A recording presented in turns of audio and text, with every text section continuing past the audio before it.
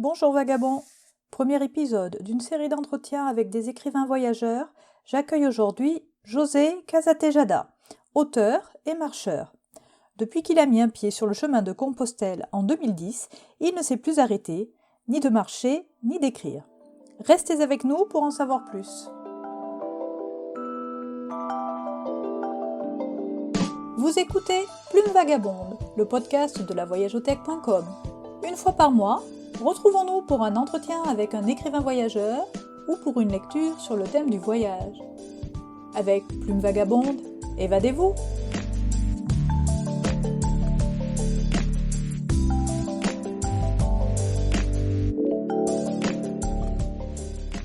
Aujourd'hui, le podcast donne la parole à José Casatejada. Bonjour José. Bonjour Caroline. En 2010, vous vous êtes lancé sur le chemin de Compostelle. Un récit de voyage né de cette expérience près de 5 ans plus tard, via Compostela. Pouvez-vous vous présenter aux auditeurs qui ne vous connaissent pas ? Oui, bien sûr. Donc, je suis né en 1949 à Montbrison, dans un petit village, une petite ville plutôt de la Loire. Et j'ai fait des études plutôt techniques.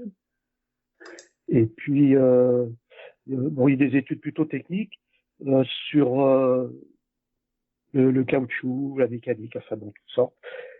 Et en 2009, fin 2009, je me suis retrouvé à la retraite, comme beaucoup de personnes. Voilà. D'accord. Et c'est ce passage à la retraite, au statut d'inactif, comme vous dites dans votre livre, qui vous a donné envie de partir sur le chemin de Compostelle. Exactement. En fait, j'avais une vie assez professionnelle assez riche, avec beaucoup de déplacements, etc. Donc, j'avais envie de me poser un peu vraiment. Et je voulais faire une coupure nette entre la fin de ma vie professionnelle et la troisième partie de ma vie. Donc, oui, j'ai choisi Compostelle. J'aurais pu faire une croisière. Je me serais certainement moins fatigué. Mais bon, certain.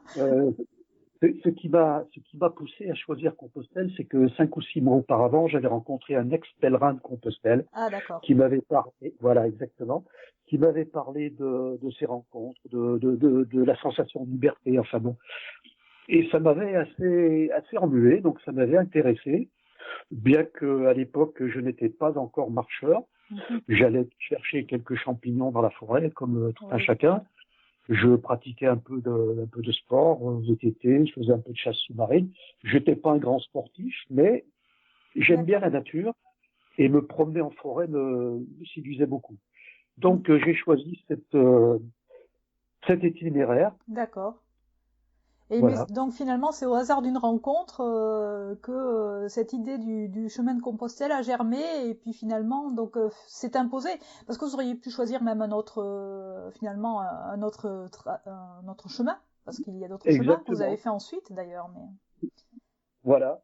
En fait, ce que je souhaitais moi, c'est donc retrouver cette sensation de liberté dont m'avait parlé cet ex-pèlerin, et sur un trajet, enfin sur une coupure qui allait de 1 mois à 2 mois.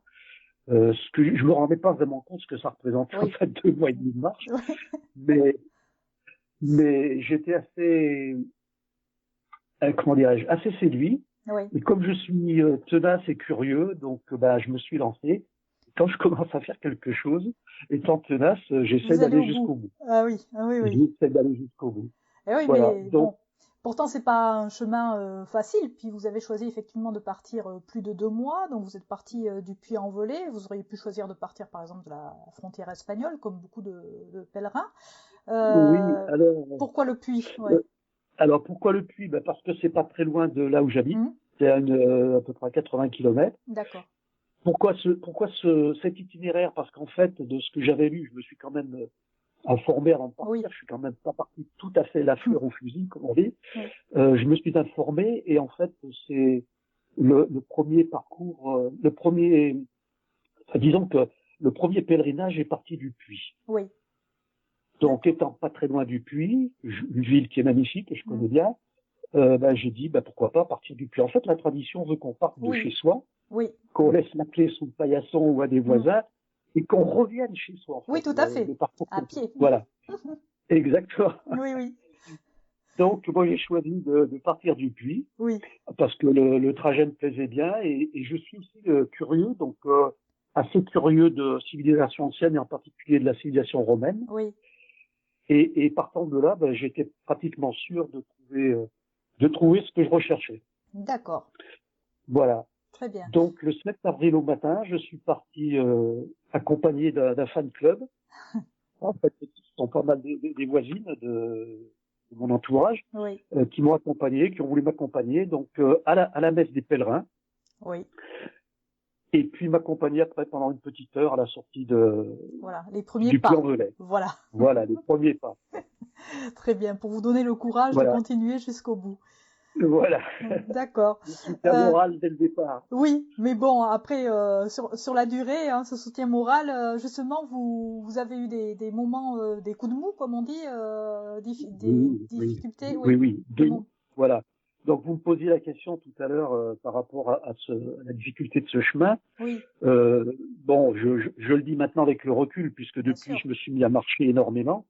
Ce chemin, enfin, en tout cas, cet itinéraire n'est pas vraiment technique. Il y a quelques passages qui sont un peu délicats suivant la saison à laquelle on les parcourt, en particulier l'Aubrac et les Pyrénées.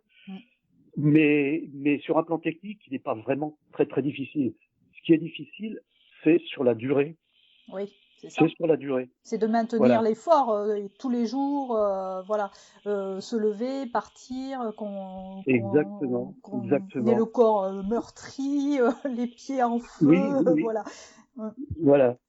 Donc c'est effectivement sur la durée. C'est pour cela que moi j'avais choisi, même si sur le plan technique je ne connaissais encore rien à la marche, très très peu, j'avais choisi de peu me charger parce que moi je suis pas un athlète, je fais 1m70, donc je suis pas un athlète, et puis sur le plan musculaire c'est pas énorme, donc j'avais choisi de partir léger. De partir léger. Alors ça a des contraintes. C'est vrai qu'aujourd'hui ça a des contraintes, en particulier faire la lessive tous les jours, de façon à avoir des vêtements propres et secs le lendemain. Mais bon, avec les techniques, les vêtements techniques qui se font aujourd'hui, ça pose aucun facilite problème. les choses, on va dire. Exactement. Et dans les moments difficiles, qu'est-ce qui vous a fait tenir? Votre ténacité? Alors, ce qui m'a fait tenir, un petit peu tout. La ténacité, bon, comme je voulais aller au bout, je faisais tout pour me mettre en condition et prendre les meilleures conditions pour aller au bout. Mais c'est pas toujours suffisant, puisque bon, on n'est jamais à l'abri d'une blessure, d'une chute, d'une tendinite, d'ampoule, ce qui est le plus fréquent. Et donc là, tous les soirs, je soignais bien mes pieds pour éviter d'avoir des ampoules. J'en ai eu quelques-unes, des toutes petites, qui m'ont pas vraiment gêné parce qu'elles n'étaient pas sur des points sensibles des pieds. Mais bon, en France, j'ai presque, en arrivant à la frontière, j'ai été victime de deux débuts de tendinite. Donc là, je me suis arrêté, j'ai consulté à temps. Et par chance, parce que il faut en avoir un petit peu quand même sur ce parcours-là, j'ai consulté un médecin qui était alpiniste, ou plutôt pyrénéen, et qui m'a très bien conseillé, qui m'a très bien soigné. Le conseil qu'il m'a donné, c'était de m'arrêter. Comme il m'a dit, de toute façon, si tu t'arrêtes pas, tu t'arrêteras quand même. Oui, de toute façon, voilà. Et voilà. Alors, dès l'instant où il m'a dit de m'arrêter, j'ai obéi. Je me suis arrêté. Le souci, c'est que je savais pas trop comment conditionner l'affaire parce que on peut pas dormir plus d'une soirée dans les gîtes en principe. Bon, ils arrivent à vous garder 2 jours si vous êtes un peu blessé ou malade ou autre chose. Mais il faut céder sa place aux autres pèlerins, Et voilà, j'ai eu la chance de voir jouer la solidarité jacquaire. Et connaissant quelqu'un qui connaissait quelqu'un qui connaissait quelqu'un, j'ai pu arriver à Saint-Jean-Pied-de-Port. Donc là, j'ai un petit peu triché, j'ai pris le bus et le train. Ah oui, enfin vous avez peu triché sur votre parcours. En lisant votre livre, on voit qu'il y a quand même très très peu de tricherie dans votre parcours, comme vous dites. Voilà, je suis arrivé à Saint-Jean-Pied-de-Port, où j'ai trouvé quelqu'un qui m'attendait, qui m'a hébergé pendant 4 jours, jusqu'à ce que mon ami Jean-Marc, que j'ai rencontré en cours de route. Oui, sur la route. Voilà. Et avec qui je suis devenu très très ami. Et une personne qui a pu me recevoir à Saint-Jean-Pied-de-Port, grâce à mon ami Jean-Marc, un ami donc du coup que j'ai rencontré sur le trajet en France, avec qui je suis allé jusqu'au bout, oui. Voire même un peu plus loin, puisque chaque année, on marche une quinzaine de jours ensemble depuis. D'accord. Voilà. D'accord. C'est une amitié qui perdure, voilà, qui est née sur le chemin et qui est restée très forte, d'accord. Et donc justement, qu'est-ce qui vous a le plus marqué dans cette expérience du chemin de Compostelle? Eh bien, ce qui m'a le plus marqué, c'est plutôt un petit peu comment dirais-je, avec le recul. Oui. Ce qui m'a marqué, c'est déjà mon changement personnel. Oui. Parce que on dit que l'on part marcheur, mais que l'on revient pèlerin. Oui. Revenir pèlerin, je pense que c'est, à mon avis, un bien grand mot. D'autant plus que on n'est pas pèlerin par nature. Hein, le fait de marcher, on devient pèlerin par nature. Bon, j'explique ça dans mon livre. Oui. Je suis peut-être pas revenu pèlerin religieux jusqu'au bout des ongles, mais voilà. Mais en tout cas, je suis revenu extraverti. Pourquoi? Parce que moi, qui étais un homme très introverti, le fait de rencontrer des gens, de me retrouver comme ça, sans statut social, sur ce chemin, il n'y a pas de statut social. Non, tout à fait. Toutes les barrières tombent. On ne rencontre que des gens avec un sac à dos qui marchent tous dans la même direction. Oui. Des hommes des femmes et des hommes, bien entendu. Et ça m'a été très profitable parce que à la fin, sur le chemin, en fait, c'est moi qui allais à la rencontre des autres. C'est pas les autres qui venaient à ma rencontre, c'est moi qui allais à la rencontre. Et ça, je l'ai découvert petit à petit, mais ça s'est énormément aperçu à mon retour. Oui, d'accord. Mon épouse, sur ce plan-là, mon épouse me reconnaissait. C'est ça. Au bout de 2 mois et demi, vous êtes rentré tellement transformé que voilà, elle ne vous reconnaissait plus. Voilà. Bien dit donc. Exactement. Voilà, mais effectivement, c'est quelque chose que l'on ressent sur le long terme après le retour. On ne sent pas forcément une transformation immédiate quand on rentre. Il faut digérer un petit peu toutes ces choses-là. Moi, il m'a fallu honnêtement une bonne année pour tout digérer. D'accord. Voilà, pendant plus de 6 mois, toutes les nuits avant de m'endormir, je marchais, quoi. Je faisais des étapes dans ma tête. D'accord. Extraordinaire. J'avais tellement été marqué par toutes les rencontres, les gens que l'on rencontre, les discussions qu'on peut avoir entre gens.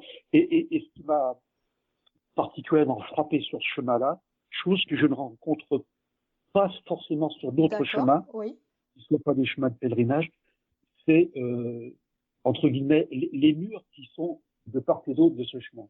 C'est-à-dire qu'on oublie l'actualité, on oublie tout, quoi. Oui, d'accord. Oui, tout le monde marche dans la même direction et a ce même objectif. Et c'est cet objectif, au final, qui prend le pas sur tout le reste. Ouais, et, exactement. Il y a un lien qui se crée entre les gens parce que vous vivez tous la même chose au même moment, au final. Voilà. Et que exactement, c'est tout à fait ça. C'est tout à fait ça. Et le point d'orgue, évidemment, c'est l'arrivée devant cette cathédrale mythique. Alors, nous, quand je dis nous, c'est Jean-Marc et moi, nous avons eu la chance de rencontrer des gens que l'on a pu suivre tout au long du chemin. Alors des fois, on se perdait de vue, on se retrouvait. Et la plupart, on les a retrouvés en arrivant à Compostelle. Alors, d'accord. Voilà. Pas forcément le jour même, mais les jours suivants. Les jours qui ont suivi. Ah ouais. Et là, c'est une amitié fraternelle pratiquement parce que en fait, il y a énormément d'étrangers sur ce chemin-là, mais qui viennent parfois de loin. Hein. Nous avons rencontré des Mexicains, des Australiens, des Africains du Sud, et même sans forcément parler les langues de chacun. Ouais, on se débrouille et nos visages, je pense, parlent suffisamment, nos regards parlent suffisamment pour se comprendre en toute fraternité humaine, quoi. Oui. Mais vous avez choisi d'ailleurs d'aller au-delà de Saint-Jacques-de-Compostelle. Vous êtes allé jusqu'à Fisterra. Oui, alors honnêtement, en arrivant sur le parvis de la cathédrale, je me trouvais tellement bien. En toute honnêteté, j'avais pas du tout envie d'entrer, quoi. Eh oui. Donc voilà. Donc j'ai posé la question à Jean-Marc. Est-ce que tu es libre pour aller jusqu'à 3-4 jours de plus pour aller jusqu'à l'océan, enfin jusqu'au Cap Finistère? Bon, lui était libre. Moi, j'ai téléphoné à mon épouse. J'étais pas pris par le temps. J'ai dit, écoute, je marche 4 ou 5 jours de plus. Et puis nous sommes allés effectivement jusqu'au Cap Finistère, en passant par Muxia, qui est un petit village qui est un petit village de pêcheurs au bord de l'océan, sur la côte galicienne. Oui. Et nous sommes descendus jusqu'au Cap Finistère. Oui.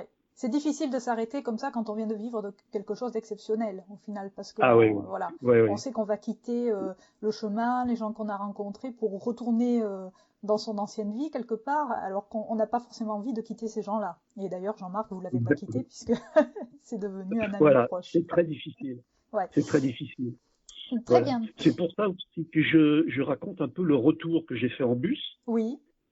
Depuis Saint-Jacques jusqu'à Lyon et de Lyon à Saint-Étienne en train. Oui, je raconte aussi parce que déjà dans le bus, on commence déjà à cogiter. Oui, bah c'est le début du retour, quoi. C'est le début du retour. Voilà, on revient petit à petit chez soi, dans sa vie, voilà. Voilà, c'est un autre commencement. Donc vous avez écrit votre livre Via Compostela en 2015, non? C'est ça date de sortie? Oui, en 2015. Donc 5 ans, moi, 5 ans après, oui. Exactement. En fait, je n'avais pas prévu, moi, d'écrire de livre. Oui. Ce que je voulais faire, et que j'ai fait d'ailleurs, c'était un petit DVD avec des photos. J'ai pris énormément de photos, mettre un peu de musique dessus, des textes, des explications, pour que mon entourage, ma famille puisse avoir comment dirais-je, un souvenir de cet itinéraire-là. C'était pour partager finalement, c'était pour partager avec vos proches ce que vous aviez vécu sans eux. Exactement. Ouais. Pour bien leur montrer ce que j'avais vécu. Oui. Alors c'est vrai que des photos c'est facile, mais il y a des choses que l'on peut pas forcément photographier. Hein. Il y a des états d'âme, Bien sûr. Donc j'avais comme tout bon pèlerin qui se respecte un petit papier, un petit carnet sur lequel je prenais des notes et au fur et à mesure. Mais bon, sans avoir dans l'idée d'écrire quoi que ce soit. Oui. Donc j'ai réalisé ce DVD et puis je l'ai distribué dans la famille et le carnet, je l'ai rangé dans mon petit dossier Compostelle et je l'ai mis dans un tiroir. Et un jour, ma fille cadette, qui devait chercher quelque chose, est tombée sur ce carnet-là. Elle a commencé à le lire et elle est venue vers moi en me disant, mais dis papa, tu as écrit des choses qui peuvent être intéressantes, tu devrais faire un petit livret pour accompagner le DVD. Moi, j'ai trouvé l'idée séduisante, donc j'ai commencé à écrire. Puis au bout d'un moment, je me suis dit, mais pourquoi écrire que pour la famille? Oui, finalement. Je vais essayer d'écrire quelque chose qui s'accroche vraiment avec le DVD, même si on n'a pas de DVD, écrire quelque chose qui soit suffisamment bien décrit pour que les gens puissent se projeter et voir les images dans leur tête sans avoir besoin des photographies. Exactement. Donc j'ai commencé à écrire suivant j'allais dire un style, c'est pas vraiment un style, en fait plutôt un journal de bord. Oui. C'est-à-dire que j'ai décrit mes étapes jour le jour. Oui. Voilà. Et je me suis rendu compte qu'en fait, beaucoup d'anecdotes que je raconte dans ce livre, qui sont toutes vraiment réelles et vécues, s'enchaînaient les unes derrière les autres au jour le jour, et certaines même sur plusieurs jours. Oui.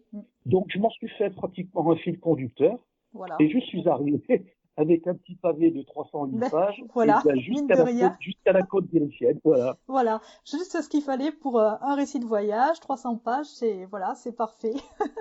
Voilà. Donc en fait, effectivement, oui, on voit votre journal de bord, on vous suit au jour le jour, étape par étape, les journées faciles, moins faciles, avec les jours de beau temps, les jours de pluie, les petites galères du marcheur au long cours. On rentre vraiment avec vous dans la routine du chemin, en fait. Voilà. Donc c'est vrai que cette façon de l'avoir présenté comme ça, sous la forme du journal de bord, c'est aussi très intéressant pour quelqu'un qui veut un jour se lancer dans cette marche. Ça lui permet de voir vraiment à quoi ça ressemble. Voilà. J'ai eu beaucoup de retours de lecture dans ce sens-là, justement, qui me disent, c'est vrai que sur Compostelle, il y a des tas de choses qui sont écrites, il y a de très beaux bouquins, il y a de très beaux romans, il y a de très beaux récits, mais comme tu l'as écrit, tu nous embarques vraiment, quoi. Oui, on se met dans notre fauteuil, on prend notre sac à dos dans la tête et on te suit jusqu'au bout, quoi. Oui. Chaque récit sur Compostelle est différent. Je crois que on peut trouver chacun quelque chose qui nous correspond, mais effectivement, cette forme de journal de bord, ça correspond vraiment à l'expérience vécue. Voilà, il n'y a pas, on rétrécit pas le temps, on l'allonge pas, Non, etc. Voilà, non, chaque jour a à peu près son même nombre de pages d'ailleurs dans votre exact, récit. Voilà. oui, Et oui. donc c'est vrai que ça nous permet de rentrer vraiment avec vous dans le chemin. Donc au Voilà. final, quand votre carnet était ressorti, eh bien votre livre était presque déjà prêt ou vous a fallu quand même du temps pour revoir tout ça? Pas tout à fait prêt quand même. Oui, En fait, j'ai repris pas mal de photos que j'avais fait. J'ai repris oui, comment dirais-je, mon itinéraire. oui, Pour suivre mon itinéraire, j'ai utilisé aussi beaucoup Internet, oui, puisqu'on peut aller maintenant avec des images vues du ciel, oui, n'importe quel trajet, quoi. tout à fait. Et voilà. Et ça m'a rappelé en fait beaucoup de souvenirs, des petits détails que j'ai marqués dans mon livre, Oui. qu'au bout de 3 ans, j'avais quand même un petit peu oublié.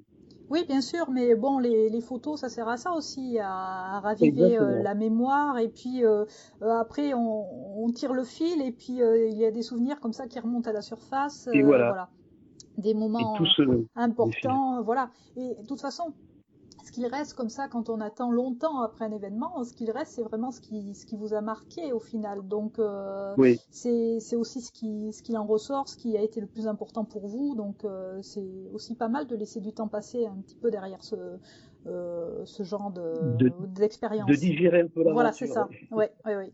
D'accord. Et après, donc, ce livre, en fait, vous l'avez auto-édité. Alors, est-ce que vous Oui. pouvez nous dire pourquoi vous avez fait ce choix de l'auto-édition? Est-ce que vous avez tenté de démarcher des maisons d'édition ou pas? Oui, oui, tout à fait. Oui, J'ai envoyé 10, comment dirais-je, 10, 10 manuscrits à 10 10 maisons. Oui, manuscrits, oui, voilà, à différentes maisons d'édition. oui, Donc j'ai lu pas mal de choses, pour éditer tout ça. Et bon, j'ai eu 5 retours d'information oui, sur les 10, oui, oui, ce qui est pas mal. oui, J'ai eu 5 retours d'information. Sur ces 5 retours. Bon, ils étaient tous négatifs, sauf un qui était positif dans le sens où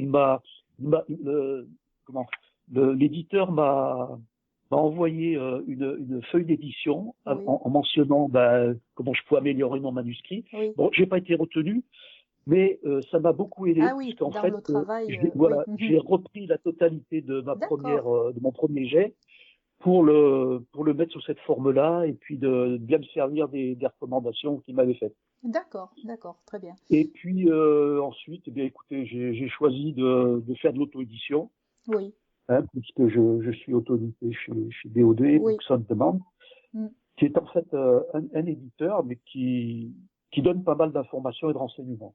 oui, Voilà, et j'ai trouvé la formule intéressante. Bon, oui, ce qui m'empêche pas à chaque nouveau livre, puisque en plus de la marche, j'ai adoré écrire. oui, Donc, j'en suis à mon 4e livre, là, qui va pas tarder à sortir, je pense, d'accord. au cours de l'été, mais on pourra peut-être en parler un petit peu tout à l'heure. Oui, bien sûr, oui. Voilà. Et je me suis auto-édité, quoi, en fait. D'accord. Et donc, vous disiez, donc, vous ne vous êtes plus arrêté de marcher, plus arrêté d'écrire. Donc, vous avez écrit, Exactement. voilà, vous avez écrit d'autres livres. Alors, vous pouvez nous en parler, peut-être. Donc, de Oui, Via oui, bien Stevensonia sûr. aussi, peut-être en particulier. C'est celui Voilà. qui est sorti l'année Bien d'après. sûr, Oui. bien sûr. Alors, j'arrête pas de marcher pour moi-même et j'arrête pas de marcher non plus avec mon ami Jean-Marc Jean-Marc, toutes les oui. années. Voilà, et cette année, nous repartons sur un circuit jacquard, ce qui est D'accord. pas une obligation, mais on repart cette année sur un chemin jacquard là qui part de Cluny Oui. jusqu'au Puy-en-Velay. Moi, je D'accord. suis parti du Puy-en-Velay Oui. avec Jean-Marc aussi, c'est parti du Puy. D'accord. Donc, ça nous fera un bon trajet. Mais oui, on a fait d'autres. Alors, comme Jean-Marc habite le sud de la France, l'année d'après, en 2011, nous sommes partis du Puy-en-Velay pour faire le chemin de Stevenson Oui. Mm. qui arrive jusqu'à Alès. Donc, il n'est pas du tout un chemin jacquard, mais qui est un superbe chemin qui est D'accord. magnifique. Donc, à la suite de ce trajet-là, j'ai écrit via Stevensonia. Oui. Voilà. Et entre les deux, j'ai eu un petit accident cardiaque, donc j'ai écrit un livre aussi qui D'accord. s'appelle Fatidique Instant, Oui. qui raconte un petit peu cette mésaventure. D'accord. Oui. Et, Grosse et mésaventure. puis, Oui. voilà. Et puis, là va sortir un autre livre, toujours sur la marche, Oui. Puisque en 2011, j'ai fait le chemin de Stevenson avec Jean-Marc. Oui. L'année suivante, je l'ai invité à découvrir l'Auvergne. Oui. Donc, nous avons fait un parcours circulaire en Auvergne. Et parmi les volcans et les lacs d'Auvergne. Oui. Donc, il va sortir cette année. D'accord. Voilà. À l'été, normalement.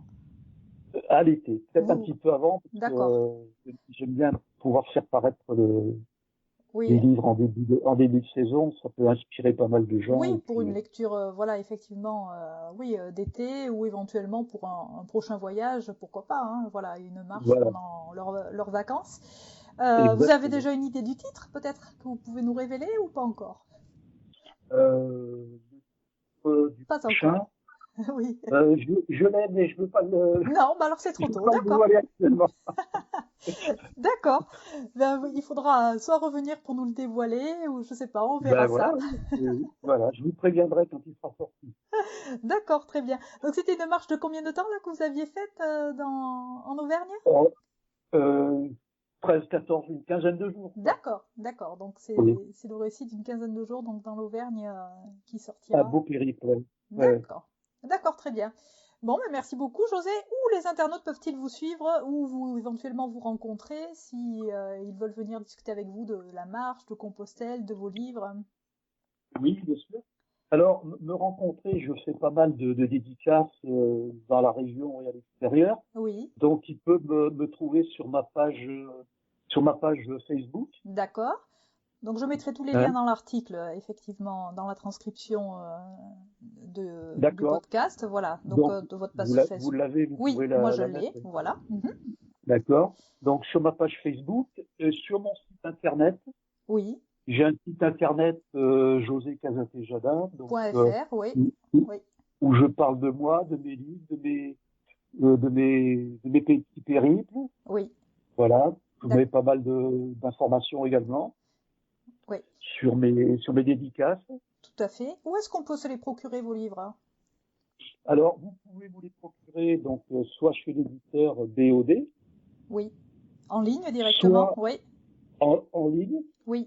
Soit dans les grandes librairies comme chez Amazon, à la Fnac. Voilà. On peut commander normalement dans n'importe quelle librairie quand vous êtes chez BOD, normalement. Et dans n'importe quelle librairie mais sur commande. Individuelle. Hein, voilà. C'est sur commande. Voilà. Bon, certains ont des petits stocks, autrement il faut commander. Oui. Mais je les procure très facilement puisqu'ils sont distribués par un grand site de distribution français. Oui. On peut se les procurer également à l'étranger. Hein.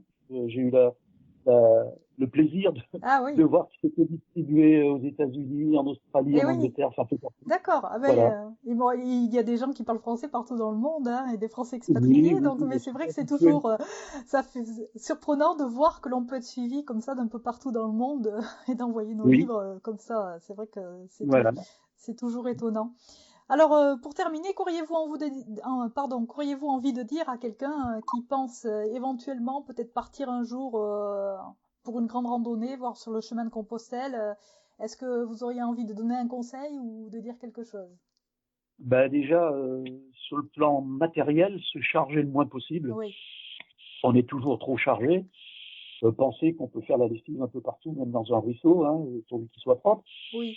Mais ça, c'est la première chose. Parce qu'en fait, je me suis rendu compte en faisant cette longue marche, puisqu'elle a duré 2 mois et demi, que beaucoup de personnes se blessaient parce qu'ils étaient trop chargés, parce qu'elles étaient trop chargées. Oui. C'est vrai qu'avec 6-7 kilos maximum, oui. on peut faire le trajet, c'est ce que j'ai fait moi. Oui. En pensant que il faut lessiver tous les jours, prendre le minimum pour manger, mais qu'on peut se ravitailler un peu partout. Oui, bien sûr. Oui. Voilà. D'accord, très bien. Donc le premier conseil, partez léger. Voilà. Partez léger. Oui. Eh bien, merci beaucoup, José, d'avoir accepté de participer à l'émission avec autant d'enthousiasme. Je pense qu'il est plus que probable que ce podcast suscite des vocations de marcheurs et pourquoi pas d'écrivains. Merci écoutez, beaucoup. Je l'espère. Merci beaucoup, José. Merci, Karine. L'émission se termine. retrouvez Via Compostela et les autres livres écrits par José Casatejada sur son site internet josé-casatejada.fr et sur sa page Facebook. Tous les liens sont également disponibles dans l'article de blog qui accompagne ce premier épisode de Plume Vagabonde. Le mois prochain, j'accueillerai Delphine Siolek, auteure d'un récit de voyage en Chine publié chez l'Aquilon. Un mois entre deux podcasts, c'est bien long. Alors, en attendant, rendez-vous sur le blog lavoyageothèque.com et pour ne rien manquer, abonnez-vous. Ciao vagabonds!